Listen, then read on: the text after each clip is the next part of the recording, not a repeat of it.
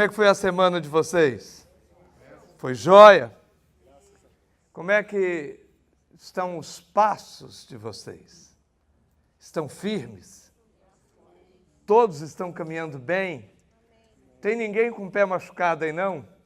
Se tiver, tem 2 fisioterapeutas aqui que podem levantar agora e já dar um socorro. Pode ser que tenha até um terceiro aí, a gente não saiba. Mas tem alguém que é melhor pediatra do que os 2, viu? Vocês não fiquem muito animados aí não, que tem um que é o Santo de Israel, que é muito melhor do que vocês 2, vocês vão saber por quê. Amém? Abra a sua Bíblia no Salmo de número 37, versos 23 e 24. Aliás, esse salmo é um desafio para nós, Salmo 37. Tá? Quem sabe nós pudéssemos todos saber esse salmo inteirinho de cor. Esse salmo é maravilhoso, maravilhoso. Salmo 37, verso 23 e 24.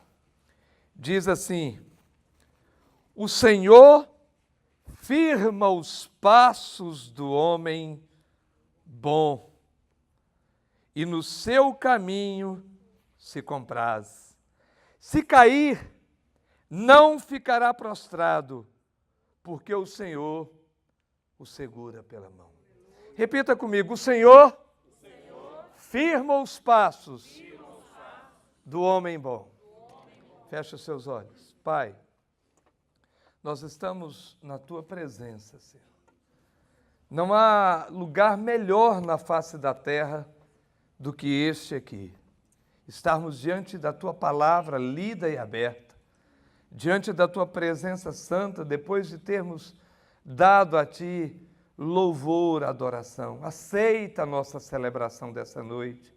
No nome de Jesus te clamamos e pedimos ao Senhor que, pelo poder do Teu Espírito, ó Deus, ouvindo as palavras da Tua serva agora mesmo, Tu nos console, nos conforte, nos edifique, nos ensines nesta noite, no nome de Jesus, no nome de quem oramos. Amém.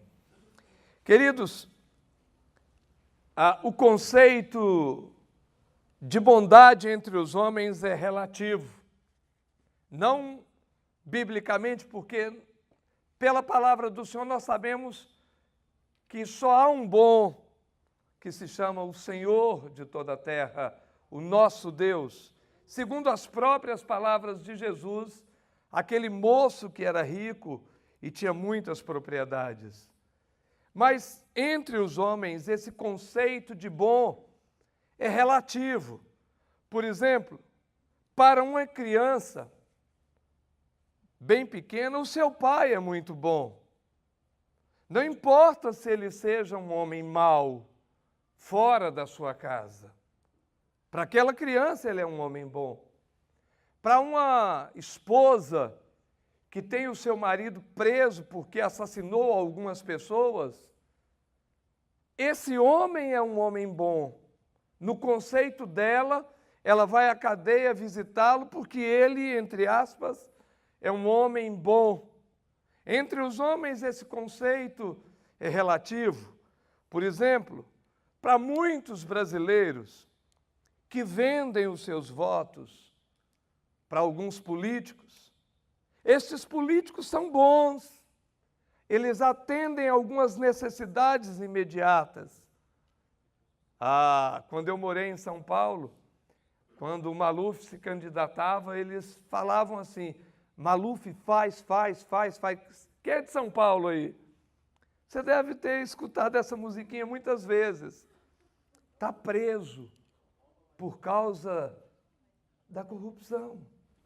Mas no conceito de muitas pessoas que foram atendidas pelos benefícios daquele homem, ele era um homem bom. Então esse conceito de homem bom, entre os homens ele é muito relativo. E Davi, ele tinha uma visão de quem era um homem bom. e de quem era um ímpio, um homem mau. E é por isso que nesse salmo ele diz assim: o Senhor firma os passos do homem bom. Será que eu sou esse homem? Será que você, a senhora, genericamente falando, nós somos esse homem bom? Porque tem uma promessa aqui: o Senhor firma os passos do homem bom e tem prazer nos caminhos desse homem. Queridos, Davi ele vai tratar um paralelo. Na visão do rei, quem era o homem bom? Alguns irmãos receberam um papel, e quando eu pedi, olha aí esse papel, você vai olhar o que está escrito. Quando eu pedir, você vai se levantar e vai mostrar para toda a igreja. Abre, olhe só você, saiba o que é. Quando eu pedir, você se levante e mostre para a igreja. Tá bom? Davi, primeiramente, ele coloca duas emoções interiores que não devem ocupar o nosso interior. Observe, são duas atitudes interiores, ou seja, são geradas dentro do coração, não fora do coração. E essas atitudes não devem estar no coração do homem, entre aspas, bom. E ele está falando isso não quando as coisas estão indo de mar em polpa, vento em polpa. Ele está falando quando o negócio está feio lá fora, como a crise que está assolando o Brasil nesse momento. A primeira atitude que ele diz isso no verso de número... Logo no verso de número 2, 1. Não te indignes por causa dos malfeitores, nem tenha invejas dos que praticam iniquidade. Ele coloca essas duas coisas, indignação e inveja. Dois sentimentos que são passíveis de ocuparem o nosso coração. E eu vou mostrar como. Quem está com a inveja e com a indignação, fica em pé. Mostre para a igreja. Esses dois sentimentos, guarde bem, não podem ocupar o nosso coração. Inveja e indignação. Ele diz assim, pode se assentar, queridos. Indignação por causa dos malfeitores. Ou seja, quando os políticos corruptos, quando os violentadores, eles se levantam, o Senhor está dizendo assim, não deixe ocupar no seu coração esse sentimento de indignação. Eu estou indignado. Tem outros sentimentos que você vai ter que ter no seu coração quando essas coisas ruins vêm. Mas a indignação não. Porque isso é próprio do ser humano. Quem aqui não está indignado com a situação do Brasil? Mas não é para estar. Mas se eu não estou indignado, significa que talvez eu esteja concordando. E é por isso que vem a segunda palavra, inveja. Nem tenha inveja dos malfeitores. Essas duas palavras são antagônicas. Indignado, você não deve estar indignado. E você não deve ter inveja. Ou seja, como é que eu vou proceder? Se eu não estou indignado, é porque eu estou gostando. Não é verdade? Estou nem aí. Estou indiferente. Não é isso que o texto está dizendo. Não adianta você ficar indignado com aqueles que fazem o mal e ter inveja de malfeitores, daqueles que exercem a justiça com as próprias mãos, daqueles que pegam o ladrão na rua e promovem uma chacina. Um dia foi entrevistado um cara que passou e viu alguém sendo espancado na rua, ele começou a chutar e alguém o tirou de lado e perguntou: por que você está chutando essa pessoa? Ele disse: não sei, é porque todos estão chutando. Entendem? Esses sentimentos não podem ocupar o coração do homem bom. Ao mesmo tempo que fico indignado, eu tenho inveja. Como é que eu vou ter inveja de pessoas que fazem o mal? Aí é que entra a pena de morte. Tem que morrer mesmo. Eu fico tão indignado que ele tem que morrer. Irmãos, esse é um sentimento meramente humano. Não é o sentimento do homem bom. Tanto a indignação quanto a inveja. Tem um ditado aqui que diz o seguinte: que quando o vizinho compra um carro muito bonito, o camarada do lado direito da casa dele trabalha para comprar um igual. O sentimento de inveja. Porque ele tem, eu também quero ter. Porque só ele pode ter e eu não. Porque só ele se deu bem e eu não. Essas atitudes, esses sentimentos, eles nascem aqui dentro. Não nascem por influência de ninguém aí de fora. Ninguém chega no seu coração e buzina assim e diz assim: oh, você vai ficar aí parado, você não vai ter inveja do vizinho? Essa motivação é dentro.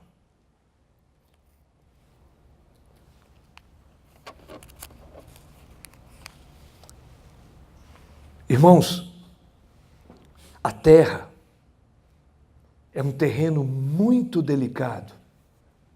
E eu tenho como saber caminhar. Eu não devo me indignar, mas não devo ter inveja. Aí Davi fala a segunda coisa: atitudes que precisam ser ressaltadas. Essas duas atitudes primeiras, indignação e inveja, não podem estar no nosso coração. Agora, existem atitudes que elas precisam ser ressaltadas. Versos 3 e 5 do capítulo 37. Confia no Senhor e faz o bem, habita na terra e alimenta-te da verdade, agrada-te do Senhor, e Ele satisfará os desejos do teu coração. Entrega o teu caminho ao Senhor, confia nele, e o mais Ele fará. 4 palavras aqui, 4 atitudes que também dependem do seu interior. Não é nada exterior. Tem que nascer dentro do seu coração. O primeiro é confiança. Diz assim: confia no Senhor. Quem é que está com a palavra confiança aí? Mostra para toda a igreja. Repita: eu tenho que ter confiança no Senhor. Irmãos, quando nós temos confiança no Senhor, elimina-se indignação e inveja. Pode se assentar. O texto diz: confia no Senhor e faze o bem. É a segunda palavra, é bondade. Quem está com a bondade? Levanta. Bondade. Eu não posso ficar indignado, mas eu tenho que ter o sentimento de bondade. E esse sentimento, ele vai fazer com que eu me alimente da verdade. Eu preciso me alimentar da verdade, da palavra do Senhor. Não há como ser bom. O homem não tem como ser bom se ele não tiver o princípio da palavra. Por nós mesmos, nós jamais seríamos bons. Por mim mesmo, eu jamais seria bom. E você também. Não adianta. Não há nenhuma atitude no ser humano que os faça ser bom por ele mesmo. se ele não for movido pelo Espírito de Deus e pela palavra do Senhor. A outra palavra é gratidão. Está junto com o verbo agradar. Agrada-te do Senhor. Aí, gratidão. Pode se sentar. Gratidão no sentido de ser grato, mas também no sentido de fazer cócegas em Deus. Agrada-te do Senhor. Como é que alguém pode agradar ao Senhor? E agradar-se do Senhor. Aos seus ele dá enquanto dormem. O que é isso? Deus tem uma medida exata para cada um de nós todos os dias. E quando eu reconheço isso, eu agradeço a Ele. Obrigado, Senhor, por o Senhor estar atendendo a minha necessidade. Agora, quando eu não compreendo isso, o espírito do sanguessuga se aposta de mim. E eu quero mais. E aí entra a inveja no meu coração, gera inveja. Quando eu não tenho gratidão e nem o desejo de agradar ao Senhor, o espaço do meu coração é para inveja. Eu quero mais. Nada é suficiente. Tudo que eu conquistei. O Senhor conta a história da parábola do homem do celeiro, que ele plantou muito e Deus deu para ele. E ele colheu e precisou construir muitos silos para recolher os cereais. Aí ele disse uma palavrinha que desagradou a Deus. Não preciso de mais nada. Quando você tiver esse sentimento de que você não precisa de mais nada de Deus, Ele pode te recolher. Foi o que Deus disse naquela parábola para aquele homem: louco, hoje mesmo pedirão a tua alma. No dia que você se achar autossuficiente, é o ponto final da sua vida. Acabou. Nunca diga, eu não preciso de mais nada. Precisamos sempre do Senhor. Queridos, a outra palavra é entrega. Quem está aí com a entrega? Veja bem, entrega o teu caminho ao Senhor, confia nele, o mais Ele fará. A entrega está lá, muito bem. Então, além de agradar, de ser grato ao Senhor, eu preciso entregar. Essa é uma situação difícil. Eu sou pastor vou fazer 35 anos agora em janeiro de pastorado. E eu já vi muita gente cantar muita mentira na igreja. Tudo entrego a ti. Tudo entregarei. E já põe no futuro, porque na minha época o cântico era tudo entrego. Eles mudaram a letra para o futuro, porque aí tem o espaço de que ainda tem tempo para entregar lá no futuro. Tudo entregarei. Que mentira. Para pensar. Será que nós não somos muito mentirosos? Temos coragem de cantar isso? Esse é o hino mais difícil de ser cantado. O Fernandinho colocou esse acróstico em um dos seus hinos, colocando isso. E quando chega naquela parte, eu sinto uma dificuldade muito grande de cantar. Vocês sabem que eu não falo em dinheiro. Aqui a gente nunca prega sobre isso. Mas eu dou risada quando pessoas dizem que são fiéis ao Senhor. Será que são? Será? Entrega o teu caminho ao Senhor. E o mais Ele fará. Essas atitudes, diz Davi, elas devem ser ressaltadas. Confiança, bondade, gratidão e entrega. Eu não sei o que vai ser dos meus filhos, eu não tenho ideia. Mas no primeiro dia que eles nasceram, eu os coloquei na palma da mão os dois e disse assim: eu entrego ao Senhor. Se quiserem ser missionários, pastores, o que eles quiserem ser, que sejam para o Senhor. Não sei se Deus vai cumprir esse meu desejo, mas a coisa mais preciosa, no primeiro dia de vida, eu disse para Deus: é teu. Eu não tenho poder sobre a vida deles, nem sobre a atitude deles. E o Senhor diz assim: entrega o teu caminho ao Senhor. Quem é que sabe fazer mais bem feito? Eu ou Deus? Deus. Davi, está lá em Crônicas, ele diz assim, ele chama Joabe e fala: ó, faz o censo. Joabe olha para ele e fala assim: essa não é uma boa ideia. Ah, faz o censo, rapaz. E Davi foi e fez o censo. Tem alguma coisa errada em fazer o censo? Não. A única coisa errada é que Davi queria se exaltar pela quantidade de pessoas que havia no seu exército em todo Israel. Deus falou: ó, por que você pediu essa coisa? Você vai ter um castigo. Davi foi à presença de Deus. Deus falou: tem 3 coisas que eu posso te oferecer.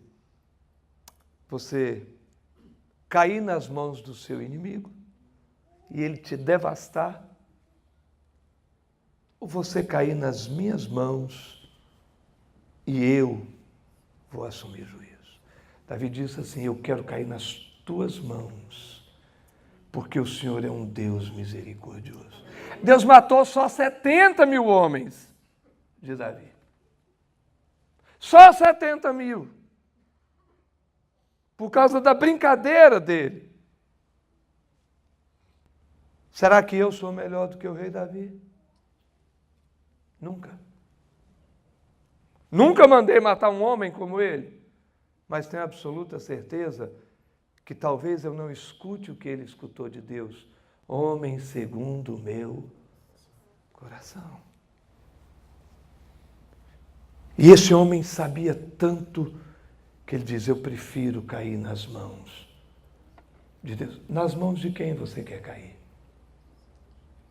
Do homem? Dos médicos? Ou nas mãos do Senhor?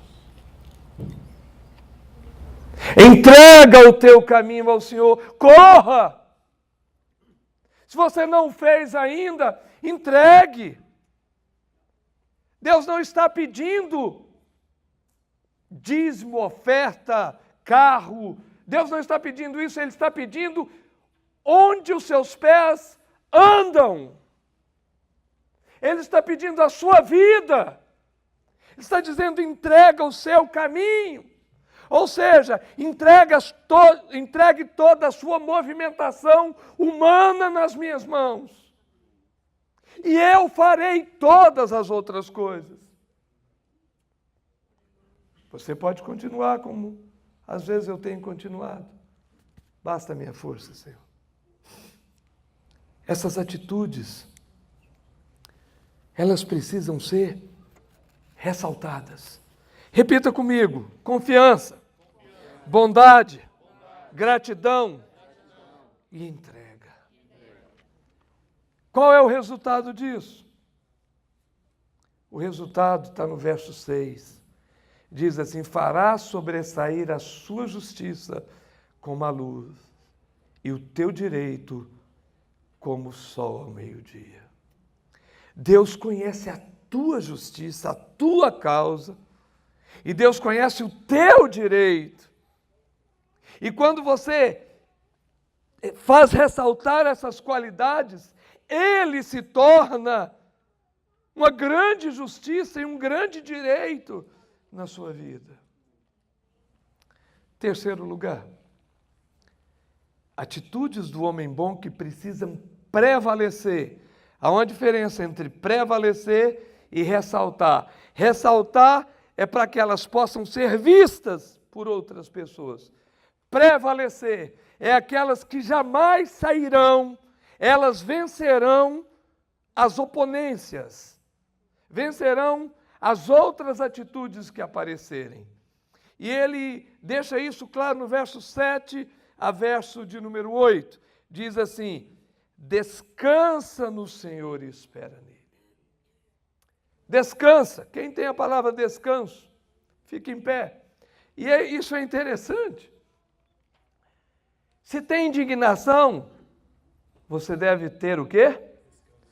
Descansa no Senhor, espera nele. A segunda coisa que deve prevalecer: não te irrites, ou espere nele. O verbo esperar aí, quem está com esperar?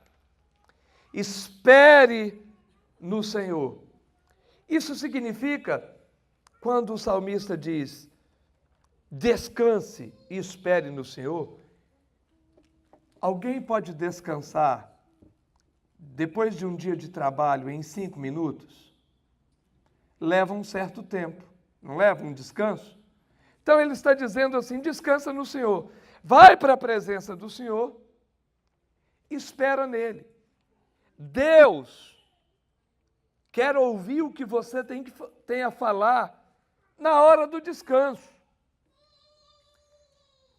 Quem dorme meia-noite aqui, levanta a mão. É mais um pouquinho. Quem levanta às 6 da manhã, levanta a mão. Ó, um tanto de gente. Quem dorme às 10 da noite e levanta às 6 da manhã? Esses dormem 8 horas. Deu para descansar? Tranquilamente. O Rafael, que é baiano, não, ele precisa de 14 horas. Ele, a Ana, a Priscila, eles precisam de 14 horas para descansar. Veja bem, durante esse tempo, é o tempo de espera. Espera em Deus. Não se apresse. Não aborte o projeto de Deus na sua vida. Não tome a sua iniciativa. Não vá fazer o que você acha ou pensa sem que Deus trabalhe no seu descanso. Está tendo uma guerra lá fora? Tá, eu vou lá para o meu quartinho de oração e vou descansar no Senhor. Vamos ver o que ele fala. Às vezes alguns irmãos me ligam, eu falo, irmãos, deixa eu orar primeiro. Vamos orar. Vamos sossegar a alma. Chegar na presença. Isso precisa prevalecer antes da nossa atitude. Antes que eu faça alguma coisa. Isso deve prevalecer. E ele continua, ele diz o seguinte: não te irrites por causa do homem que prospera em seu caminho. Além de ter inveja, fique irritado. Aquele cabra safado não teme a Deus, está prosperando. E eu aqui que vou na igreja todo domingo, estou nessa pindaíba. Não te irrites. Quem é que está com irritar aí? Irritar. Não te irrites. Não fique irritado.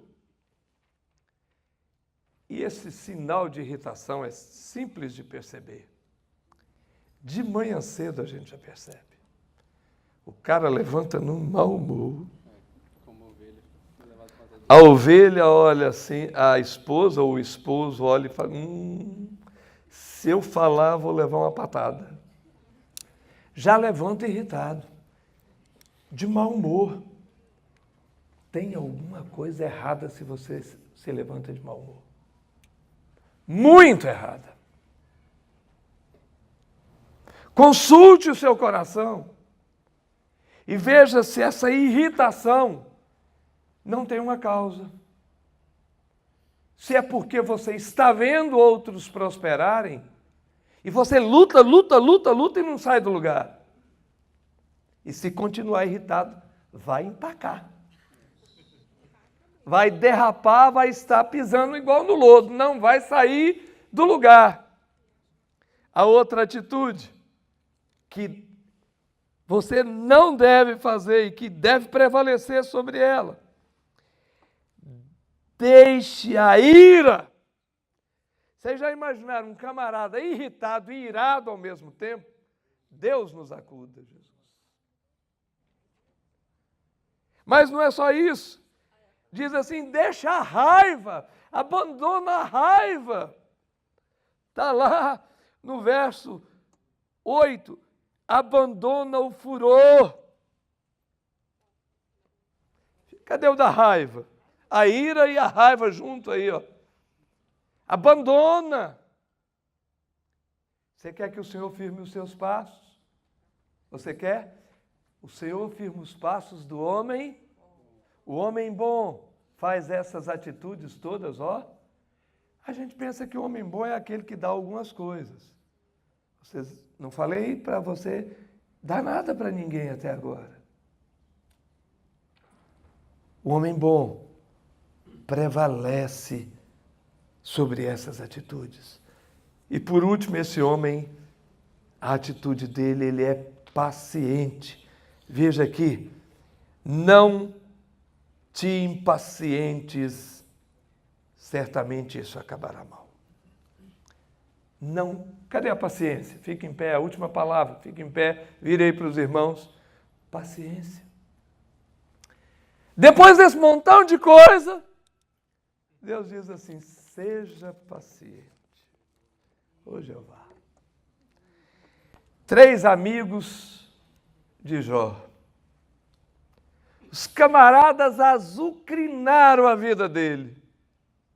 E ele lá com um casco de telha, arrancando as feridas do câncer que ele estava. E os amigos... E Jó foi para a presença de Deus e ficou conversando, descansando em Deus. E Deus lá ouvindo. Diz assim, quando Jó orou por seus amigos, o Senhor mudou o seu quadro. Quando ele absorveu tudo e falou, eu não vou ficar impaciente com eles. Eu vou orar por eles. Queridos, essas atitudes devem ser ressaltadas. O resultado está no verso 11. Os mansos herdarão a terra. Está lá nas bem-aventuranças também. Verso 11 do capítulo 37 diz, os mansos herdarão a terra. Pastor, ok. E daí? Pensando nesse pano de fundo, nesse quadro daquilo que eu devo evitar indignação e inveja, daquilo que eu devo ressaltar, aquelas 4 coisas, e dessas atitudes que eu devo evitar para prevalecer sobre elas, vamos para o verso 23 e 24. O Senhor firma os passos do homem bom. Primeira coisa, repita comigo, o Senhor firma os passos do homem bom. Aí eu pergunto, eu sou um homem bom? Pergunte para você, eu sou um homem bom? Eu sou? 2 coisas são perceptíveis nessa frase. A primeira, eu sou um homem bom por causa do Senhor. Ele é o agente causador da minha firmeza. Ele firma os passos do homem bom. A índole boa desse homem foi gerada por Deus. Se compreendermos o Evangelho, nós entenderemos que não há nenhum justo na face da terra. Ninguém que nunca tenha errado, com exceção de Jesus. e que o homem sem Cristo atendia e atende até hoje aquele que o aprisiona. Efésios capítulo 2, verso 1 a 10, diz que quem aprisiona o homem são as forças espirituais do mal. E que o homem faz aquilo que o demônio manda. Está escrito lá em Efésios, capítulo 2, do verso 1 ao verso 10. Mas a graça de Jesus nos libertou dessa prisão. A graça de Jesus nos libertou daquela índole má do inimigo. E isso produziu uma satisfação tão grande no coração do homem, que ele vai se deleitar nos caminhos do Senhor e o Senhor vai se deleitar nos caminhos dele. O Senhor firma os passos do homem bom. E esse homem vai se deleitar nas maravilhas de Deus. Davi refletia em seus salmos com essa satisfação, quando ele dizia assim no Salmo 16, outro bem não possuo, além de ti somente. Espera aí, ele era um rei, dono de palácios, tinha conquistado terras, construiu casa linda, uma cidade só para ele. E ele no Salmo diz assim, outro bem não possuo além de ti somente. Eu sei que se antes da pregação eu tivesse feito pergunta, Hauler, quantas casas você tem? Anderson, quantas cabeças de gado você tem? Fulano de tal, quantos carros você tem? Cada um ia se levantar. Ah, pastor, não vou falar não, porque pode gerar inveja. Alguns iam dizer, não, eu tenho ali umas 2.000 cabeças de gado, como Anderson. Dá um glória a Deus aí, Anderson. Recebe. Veja bem, falaríamos assim, e Davi, quando ele faz o salmo, ele diz assim, outro bem não possuo além de ti. E a minha pergunta é, se eu tenho a Deus, o que mais eu preciso ter, se Ele é dono de todas as outras coisas? E sabe de tudo quanto eu necessito. Pare para pensar. Tem lógica? É claro que tem. Olha o que ele diz no Salmo 116, verso 1, e esse momento era difícil. Ele diz assim, amo o Senhor, porque Ele me ouve. Deus era o maior bem.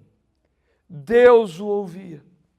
Aí no Salmo 40, quando ele está vivendo uma crise existencial por causa do seu pecado, ele diz assim, esperei confiantemente pelo Senhor, e Ele se inclinou para mim, e me ouviu quando clamei por socorro, e me pôs nos lábios um novo cântico, um cântico de louvor ao nosso Deus. E ele diz, muitos verão estas coisas e temerão. Meus irmãos, que satisfação! Essa é a satisfação do homem que sabe que Deus firma os passos dele. Ele levanta de manhã e diz, os meus passos estão firmes no Senhor, eu ando no Senhor. Perceba uma coisa, os passos desse homem são firmados pelo Senhor. Mas Deus não nos fez robôs. Ele firmou os passos, mas não retirou a individualidade daquele que foi alcançado pela graça, daquele que se rendeu ao sacrifício e à ressurreição de Jesus. Ele não tirou a individualidade de ninguém aqui. Por isso tem a expressão seguinte, se cair, Deus está dizendo, quem tem os passos firmados por Ele, ainda que tenha uma queda, ainda que num desvaneio tenha tido um pouquinho de inveja, ou tenha se indignado, Ele diz: vem para cá. Não fique prostrado. O Senhor o segura pela mão. Eu não aceito que alguém diga assim: eu fiquei desviado 20 anos. É mentira. Nunca foi crente. Porque o texto aqui diz assim: o Senhor firma os passos do homem bom. Se cair, Ele o segura pela mão, logo ele chega. Veja bem, um pai com um filho pequeno. Ele está andando, caiu ali. O pai leva 3 anos para levantá-lo do chão. Eu vou ficar aqui olhando, ver até quando esse meu filho vai ficar aí deitado no chão. Ou imediatamente ele pega pela mão e o levanta. Alguns dizem: não, Deus o deixou ali para passar uma experiência. Que Deus carrasco é esse? Então Deus permite que o camarada fique na lama, no lodo, no pecado. Olha a parábola do filho pródigo, que saiu e diz que o pai estava lá esperando na porta todos os dias, para que ele tivesse a experiência genuína e reconhecesse o seu pecado. Quando ele entendeu que era pecador, ele se converteu. Nunca tinha sido crente. Quando ele, diz o texto, caindo em si, pequei contra ti. Tirei o meu pai, pequei contra ti e contra os céus. Alguém pode desejar ficar longe do Senhor. Isso não significa que ele era do Senhor. A nossa natureza terrena nos faz cair. Mas o Deus que opera em nós não nos permitirá ficar prostrados. Nos leva ao arrependimento imediatamente. Ele não retira a sua mão protetora. Não aceitem que alguém diga o seguinte: Deus tirou a mão de mim. Não tirou. Porque vai contra a sua palavra. Agora, a pergunta é: será que a mão dele estava sobre você? Será que você estava nas mãos dele? Ele entende a nossa queda. João entendeu isso e diz assim, 1 João capítulo 2, filhinhos meus, estas coisas vos escrevo para que não pequeis. Mas se porventura alguém pecar, temos um advogado junto ao Pai, Jesus Cristo, o justo. Ele estará sempre ali, com a mão dele para te estender. Irmãos, assim como o pai não abandona o filho, Deus não nos abandona. Eu não ouvi um amém para isso. Amém. Deus não nos abandona. Nós temos a garantia dos passos firmados para caminhar na terra onde o terreno é escorregadio e lamacento. Ele nos segura pela mão. Isto deve produzir em nós uma dependência do Senhor. É Ele quem firma os nossos passos.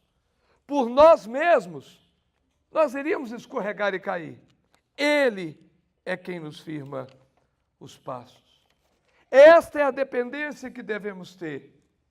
Firmados nele, devemos caminhar como homens bons. Ele nos faz bons. Ele extrai do nosso interior sentimentos que Ele gerou através da sua graça em nós. Por isso o apóstolo Paulo, ele disse: a minha graça te basta. É a graça do Senhor. Repita comigo. O Senhor firma os passos do homem bom. O Senhor o segura pela mão. Amém? Glórias a Deus. Vamos orar. Pai, esta é a tua palavra que veio ao nosso coração e queremos entender isso na nossa vida diária e prática, no dia a dia. Queremos entender isso amanhã, quando estivermos em situações que, porventura, possam nos levar a ter o desejo da indignação ou o sentimento da inveja. Nos firme, Senhor. Não deixe os nossos passos vacilar. Não nos permitas vacilar. Firma os nossos passos, para que possamos dizer: glória seja ao teu santo nome, no nome de Jesus. Amém.